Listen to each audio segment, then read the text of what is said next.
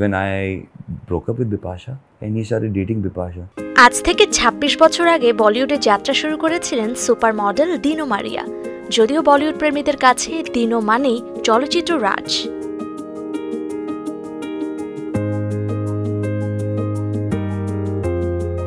২২ বছর আগে হরর জনরার রাজ সিনেমার মধ্য দিয়ে লাইমলাইটে আসেন দিনো। সিনেমায় নিয়মিত না হলেও ওটিটি প্ল্যাটফর্মের সুবাদে তাকে দেখা গেছে বেশ কয়েকটি ওয়েব সিরিজে।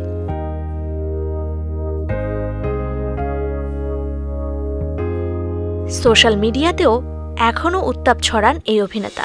বয়স প্রায় ৫০ হলেও এখনও বহু নারী ভক্তের স্বপ্নের পুরুষ তিনি।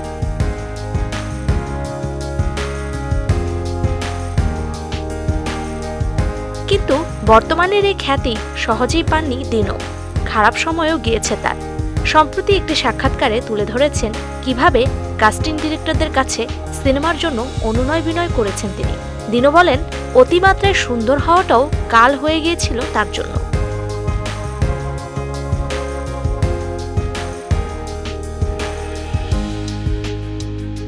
সাক্ষাৎকারে সহ অভিনেত্রী বিপাশা বসুর সঙ্গে প্রেমের গুঞ্জন নিয়ে খোলামেলা কথা বলেন দিনো মারিয়া।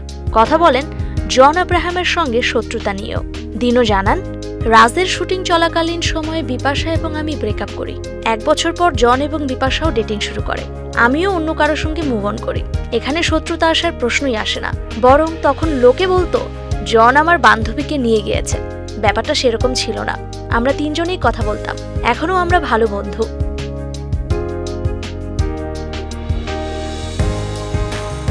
সময়ের পরিক্রমায় তিনজনই নিজ নিজ কাজের ক্ষেত্রে সফল হয়েছেন। ব্যক্তি জীবনে জন ও বিপাশা দুজনেই এখন সংসারী, কিন্তু এখনো সিঙ্গেল রয়েছেন অভিনেতা দিনো মারিয়া। Sultana Himu, channel I online. বিকাশে কম খরচে ক্যাশ আউটের লিমিট বেড়ে ৫০,০০০, প্রিয় এজেন্টও ২টা।